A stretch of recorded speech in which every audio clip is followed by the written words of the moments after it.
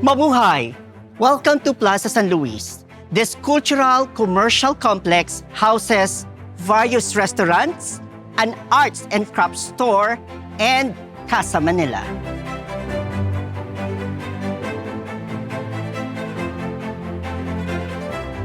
Casa Manila, or Manila House, was built in 1981, copied from the ancestral house that once stood in Calle Habaneros. It's a lifestyle museum aimed at showcasing the domestic lifestyle of a native principalia during the Spanish colonial period. Let's go and see what's inside. Before we enter, we need to bang the Antillian door knocker in order to inform servants that there are incoming guests. This part of the house is called ZAGUAN or corridor. It is through ZAGUAN where the carriages or the karuwahe entered and dropped off passengers by the stairs. The ground floor walls are made of adobe and volcanic tuff, like the walls of Intramuros. Meanwhile, the patio flooring is called piedra china. The patio served to cool the rooms of the house. It was also used as a garden.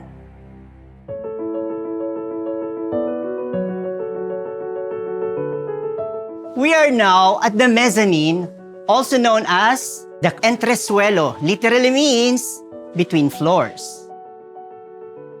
Rooms in the Entresuelo were reserved for extended family. Guests can sometimes be accommodated, but the extended family usually lived here. This unique seat is called the KAPIYA. This is the Bachelorette's room. The bed is made by a Chinese carver named Atay, famous in the 19th century.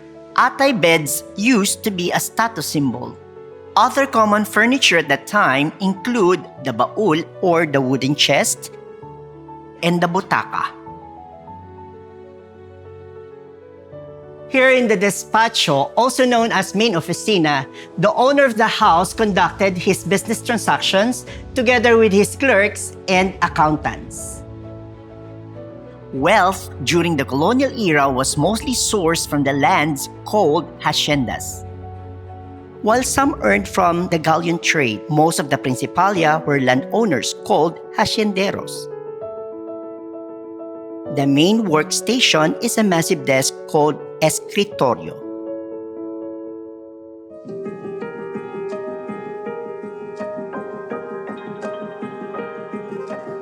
We have just reached ANTESALA or CAIDA, meaning to fall, referring to the stair landing.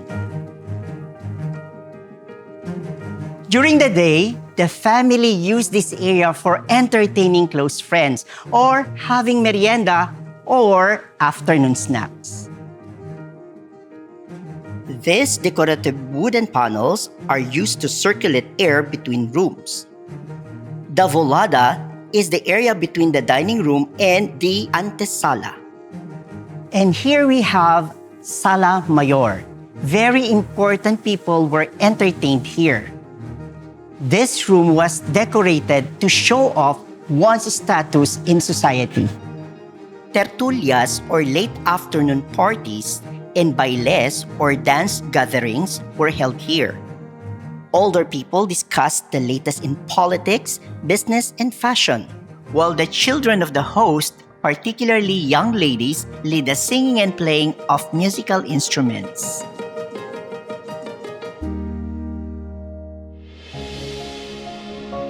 Here is the oratorio or prayer room, where family gather at night to pray the rosary. This room is considered another sign of affluence. This is the cuarto principal or the master's bedroom. Tradition dictated that the master of the house would give up his room for very important guests staying in for the night. This is a reflection of a traditional Filipino hospitality. Meanwhile, the children's room is decorated with a carousel-designed ceiling to make it more appealing.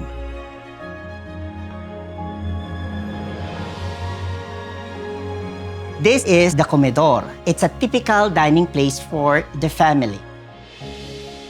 It showcases the family's collection of silver, glassware, and porcelain.